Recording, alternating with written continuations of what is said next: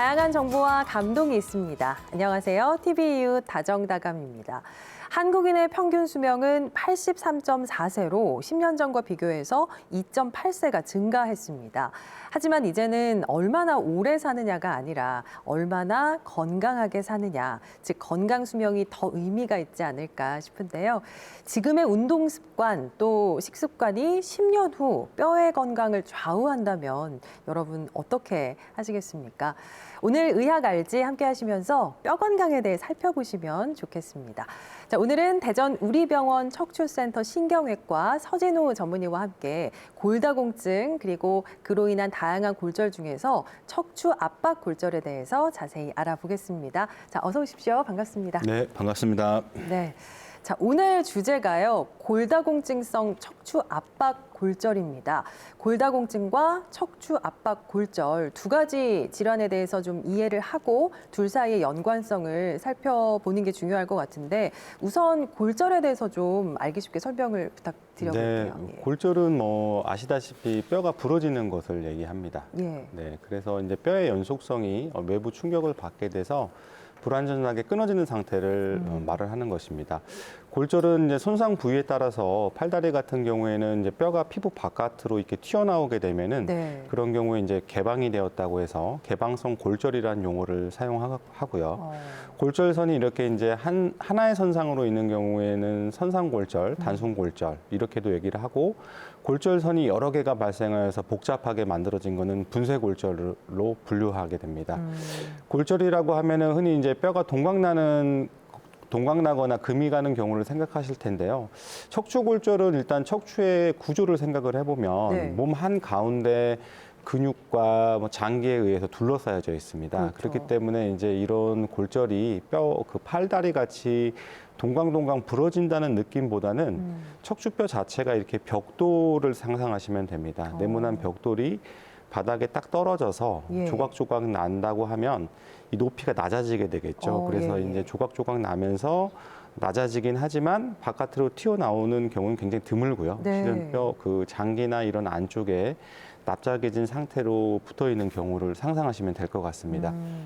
대부분의 이제 장기들은 이제 우리가 이제 손상된 후에 회복될 때는 이제 원래 모양과는 약간 다른 상처 조직이 이렇게 침범해서 네. 치유되는 경우가 많지만 뼈는 골절 후에도 원래 뼈 조직으로 이렇게 치유되는 성질을 가지고 있습니다. 그런데 이제 이 골절이 자연스럽게 젊은 사람 같은 경우에는 잘 치료가 되겠지만 일단 이런 골절이 잘 치유가 되려면 여러 가지 조건들이 필요합니다. 예. 그래서 이제 일단 골절 부위가 원래 모양대로 잘 돌아가야 되기 때문에 원래 모양을 유지해 줄 수 있도록 잘 고정이 되어야 하고 또 이제 뼈 조직도 마찬가지로 혈액이 공급이 돼야지 이게 계속 생성이 되는 거거든요. 네, 네. 그래서 충분한 혈액 공급과 적당한 좀 자극이 있어야지만 뼈가 잘 붙는 특징을 가지고 있습니다. 예. 날씨가 갑자기 요즘 또 추워졌잖아요. 이렇게 날씨가 추워지면 몸이 움츠러들게 되고요. 또 균형 감각이라든지 활동성도 떨어지게 됩니다. 또 겨울철에 빙판길에서 또 미끄러지는 낙상사고 위험도 많게 되고요. 실제로 골절 환자가 추운 겨울철에 많이 증가를 하나요? 어떤가요? 네, 굉장히 눈에 띄게 증가를 합니다. 확실히 이제 여름이나 더울 때에 비해서 네. 겨울에는 확실히 숫자가 60세 이상 그 고령일수록 약 두세 배 정도 확연히 증가하는 경향을 보이고 있고요. 생각을 해보면 약간 춥기 때문에 몸이 경직되어 있어서 네. 빙판이나 눈길에 의해서 이제 신발면이 약간 접지력이 떨어지기 때문에 미끄러졌을 때 우리가 이제 재빠르게 민첩하게 반응을 하지 못하기 때문에 예. 잘 넘어지게 되고 이로 인해서 골절이 발생하게 됩니다. 생각해 보면 골절이 될 때 그 부딪히는 부위가 되게 중요한데요. 우리가 제일 많이 부딪히는 곳은 엉덩이 또는 이제 그 젊은 사람들 같은 경우는 손으로 이렇게 짚게 되죠. 그쵸. 그래서 이제 손목이 골절되는 경우도 굉장히 많고요. 어르신들일 경우에는 이렇게 재빠르게 손을 짚지를 못합니다. 춥기도 하고 운동신경이 떨어지기 때문에 네.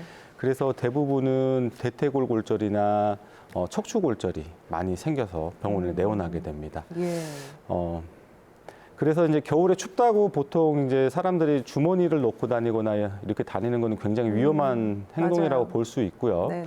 그래서 이제 그 부딪혔을 때 한 곳으로 충격이 강하게 몰리기 때문에 골절 사고가 여름에 비해서 많이 일어난다고 생각하시면 되겠습니다.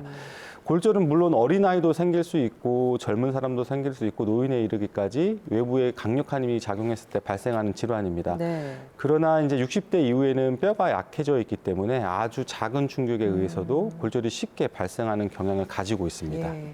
그러니까 역시나 노년층에서 골절이 쉽게 발생하는 이유가 오늘의 주제인 이 골다공증과 연관이 있는 거군요. 네, 맞습니다. 골다공증과 굉장히 연관이 많습니다. 젊은 사람들 같은 경우에는 이제 그 뼈가 튼튼하기 때문에 웬만한 충격에 의해서도 타박상 정도로만 끝날 수 있는데요. 고령층에 대해서는 골다공증으로 인해서 뼈의 강도가 점점 약해져 있기 때문에 아주 작은 충격에도 쉽게 골절되는 경우가 많습니다. 네. 사진에서 보시다시피 정상인과 골다공증 환자를 비교를 해보면 척추뼈가 저렇게 생겨 있거든요. 겉으로 볼 때는 완벽한 그 벽돌 모양의 단단한 뼈 같지만 네네. 안쪽에는 이렇게 거미줄 같이 얼키설키 구조물들이 기둥을 이루어서 버티고 예. 있습니다. 그래서 좌측을 보시면 정상인 같은 경우에는 이 구조물들이 되게 촘촘하고 단단하게 네. 구멍이 조금씩은 있지만 꽉 차 있는 느낌인데 그러네요. 골다공증 환자 같은 경우에는 이제 뼈의 밀도가 되게 낮아지는 거거든요. 네. 그래서 이렇게 구멍이 송송송송 나 있는 경우를 상상하시면 될 것 같습니다. 차이가 확연하게 눈에 보이네요. 굉장히 확연하게 있죠. 네. 그래서 골절이 이제 나이 드신 분들 같은 경우에는 생각보다 본인들이 인지를 못하는 경우가 많은 게 넘어지지 않아도 심한 경우에는 골다공증이 심한 경우에는 재채기만 네. 재채기를 막 심하게 하다가도 골절이 되는 경우도 있고요. 제가 진료했던 환자들 같은 경우에는 반찬을 놓으려고 이렇게 허리를 구부리셨는데 그때 골절이 되었다는 환자분도 있었습니다. 예, 그렇군요.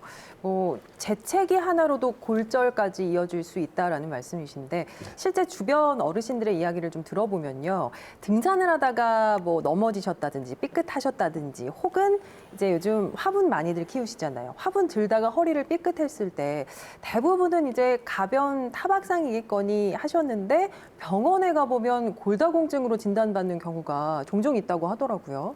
네, 실제로 이제 요즘에는 솔직히 말씀드리면은 건강검진이 잘 되어 있기 때문에 본인들이 이제 골다공증이 있다는 걸 인지하는 경우도 많긴 하지만 네. 또 병원 안 다니시는 분은 모르고 계시거든요. 그렇죠. 그래서 실제 이제 환자들이 집에서 이제 넘어진 다음에 아파서 병원에 오게 됩니다.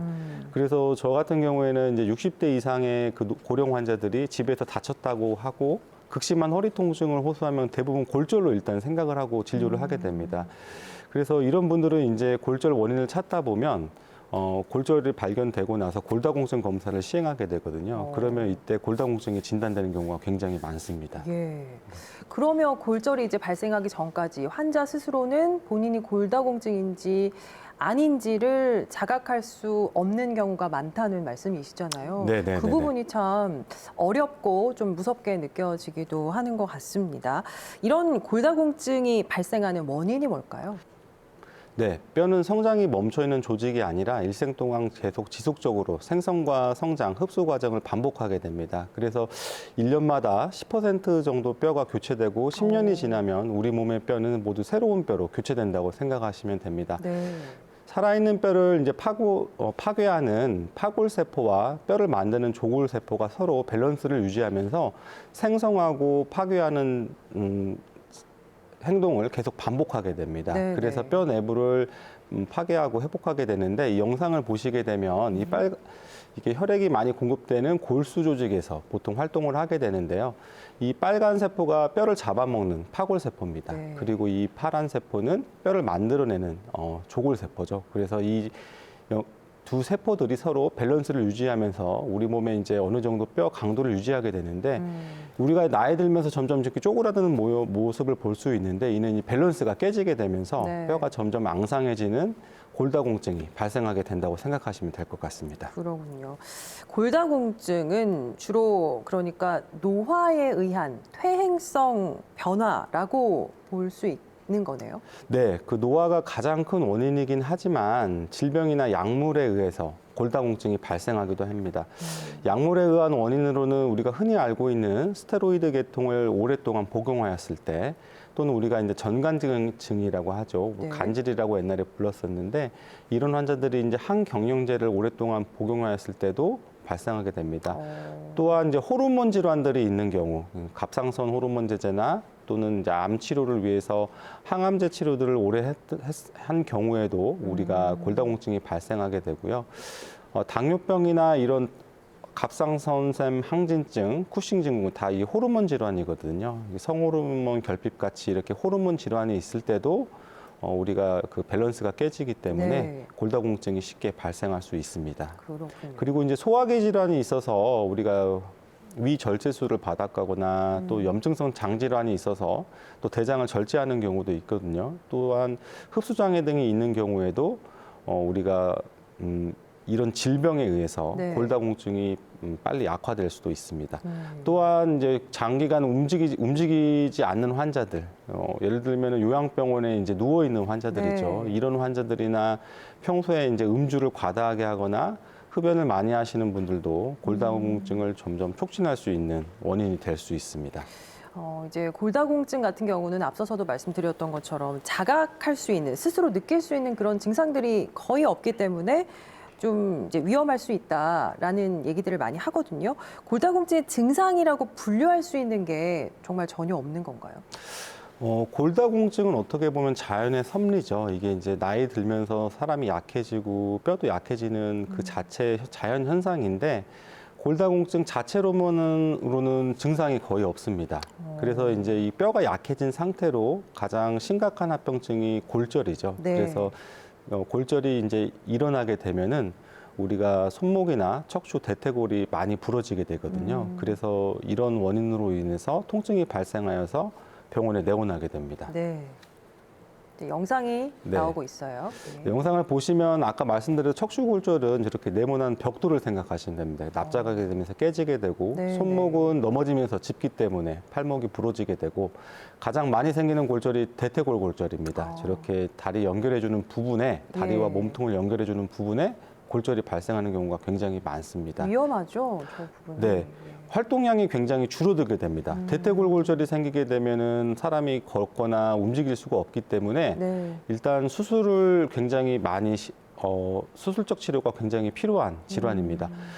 수술 전후에 발생하는 합병증으로 인해 사망률이 굉장히 많이 증가하고요. 대퇴골 골절 환자들은 수술 전에 활동이 거의 안 되기 때문에 오랫동안 여러 사람들의 장기간 도움을 필요로 하는 경우가 많습니다. 예. 사실 이 대퇴골이라든지 척추 골절 이런 부위들은 일반적으로 굉장히 큰 충격이 아니면 골절이 생기는 것 자체가 쉽지는 않잖아요. 그런데 골다공증이 있는 경우에는 작은 충격에도 이런 위험한 골절까지 생긴다고 하니까 좀 유의를 해야 될 것 같습니다. 특히나 이 어르신들의 골절은 젊은 사람들과는 좀 다르게 훨씬 위험할 것 같은데 어떻습니까? 굉장히 젊은 사람들과는 차이가 많습니다. 네. 실은 어르신들이 병원에 내원할 때 입은 충격들이 젊은 사람들에서는 골절이 일어날 수 없는 충격이거든요. 같은 충격이어도 누구는 네. 골절이 되지만 누구는 되지 않고. 맞습니다. 예, 그래서 그 엉덩방아 쪘다고 대퇴골 골절이 젊은 사람에게는 일어나지 않습니다. 네, 그러나 이제 집에 가족들이 만약에 욕실에 가다가 미끄러져서 엉덩방아를 찧었다고 하면은 대부분의 골절이 있는 경우가 굉장히 많습니다. 그래서 골다공증이 있는 환자들 같은 경우에는 골절이 또 자주 발생하지만 한 번 골절이 되고 나서 또 다시 재골절이 될 예. 확률도 뭐 적게는 2배, 많게는 10배까지 보고되고 예, 있습니다. 저도 그런 경우 많이 봤어요. 예. 네. 그래서 실제로 저희가 그 골다공증성 척추 골절이 있어가지고 병원에서 잘 치료받고 퇴원하였다가 한 달 이내 두세 차례 새로 골절이 돼서 다시 내원와가지고 시술 받거나 네. 입원 치료를 받았던 경우가 굉장히 많습니다.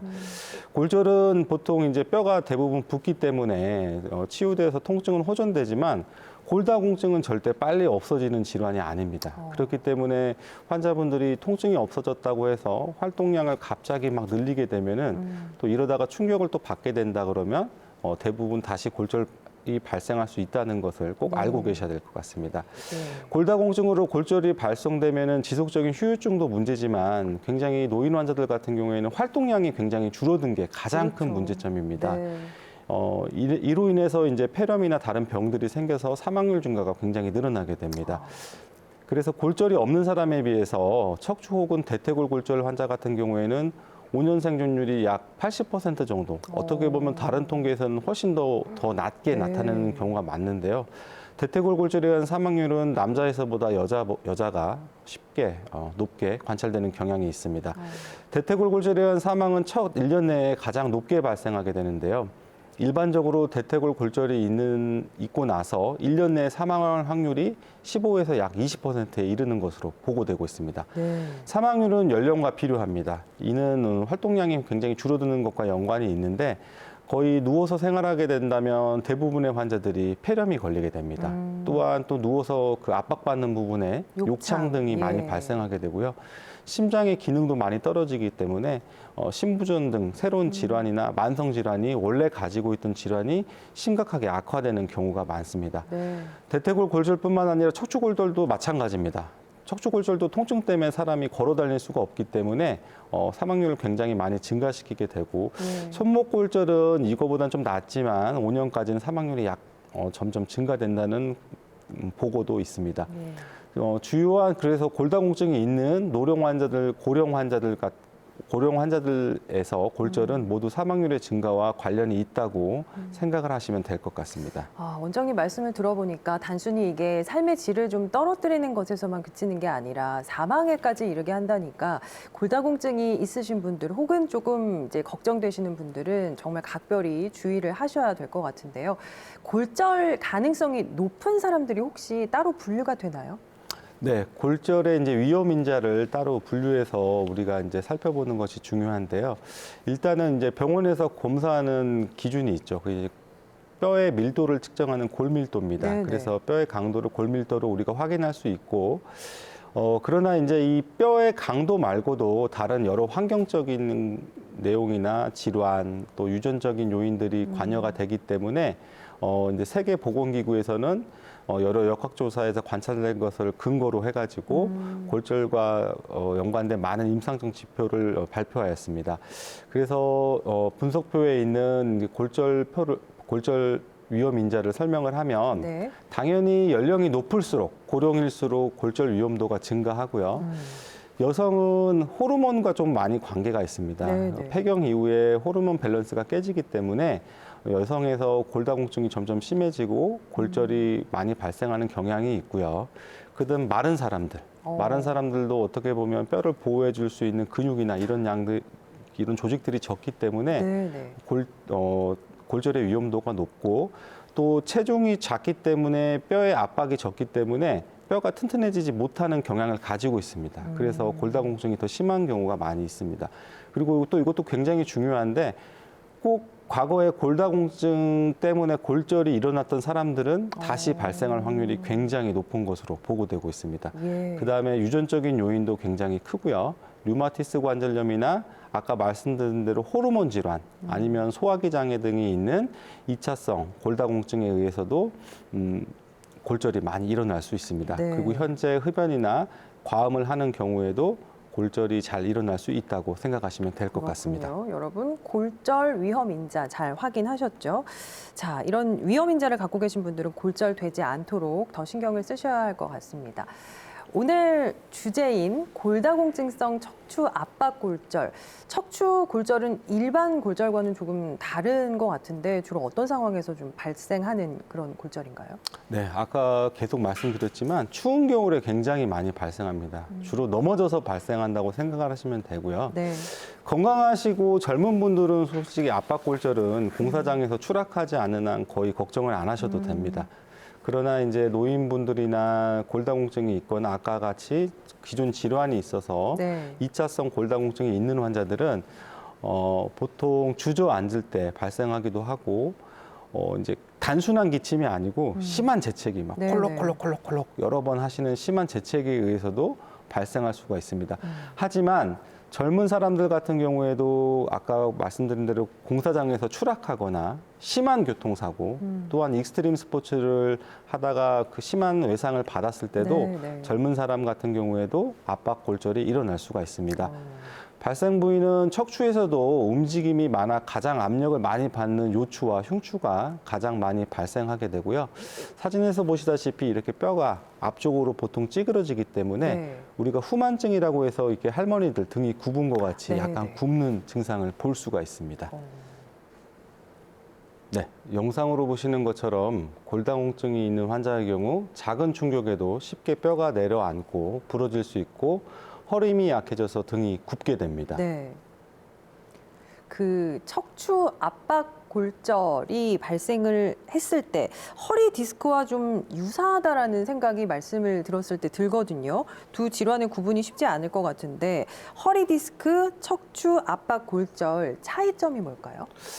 일단 그 허리 디스크 질환과 그 척추 골절의 가장 큰 특징은 통증이 발생한 시점이라고 생각합니다. 네. 디스크 질환은 갑자기 발생하는 경우보다는 만성적으로 좀 불편했던 증상이 갑자기 심해지는 경우가 많고요. 네. 고령 환자가 주저앉거나 심한 충격을 받은 다음에 심각한 허리 통증이 발생한다고 하면 골절 가능성이 굉장히 높다고 생각하시면 네. 됩니다. 허리 디스크 질환은 퇴행성 질환이기 때문에 평소에 점점 좀 불편했다가 허리를 삐끗하거나 가벼운 충격, 심한 충격이 아닌 가벼운 충격에 다리 쪽이 저리는 듯한 그 방사통이라고 합니다. 네네. 다리가 당기거나 저리는 증상이 동반되는 경우가 많고요. 환자분들이나 가족들이 가장 쉽게 자가로 진단할 수 있는 방법은 골절은 부러진 것이기 때문에 허리 아픈 부분에 주먹으로 세게 말고요. 주먹으로 톡톡톡톡 두드려 본다면 갑자기 깜짝깜짝 놀라듯이 통증을 호소한다면 골절을 의심하는 것이 맞습니다. 예. 그리고 이렇게 두드렸을 때 허리 통증보다는 다리를 올리거나 내렸을 때 다리가 저리거나 당긴다는 표현을 하는데 이런 방사통이 심하게 있다고 한다면 허리 디스크 질환이나 요추관 협착증 같은 예. 다른 질환의 퇴행성 질환을 생각하시는 게 맞습니다. 그러나 둘 다 이제 척추신경을 눌러서 증상을 발생하는 것이기 때문에 꼭 증상이 있을 때는 병원에 내원하여서 예. 어떤 상태인지 확인해 보는 것이 중요합니다. 예. 증상 때문에 이제 병원에 가서 검사를 해서 골다공증성 척추 압박 골절이다 이렇게 진단이 됐을 때 네. 치료는 어떻게 받을 수 있나요? 네, 일단은 골절이 일어나면은 안정이 가장 중요합니다. 그래서 골다공증성 척추 압박 골절의 치료는 단순히 이제 외력에 의한 손상일 때 네. 환자가 일단 다쳤을 때 그 사고 현장에서 병원으로 옮길 때 압박 골절보다 더 심한 척추 골절이 없을 것이라고 장담할 수 없기 때문에 목뼈나 등 허리를 보호할 수 있도록 고정을 시키는 게 가장 중요합니다. 이게 첫 번째고요.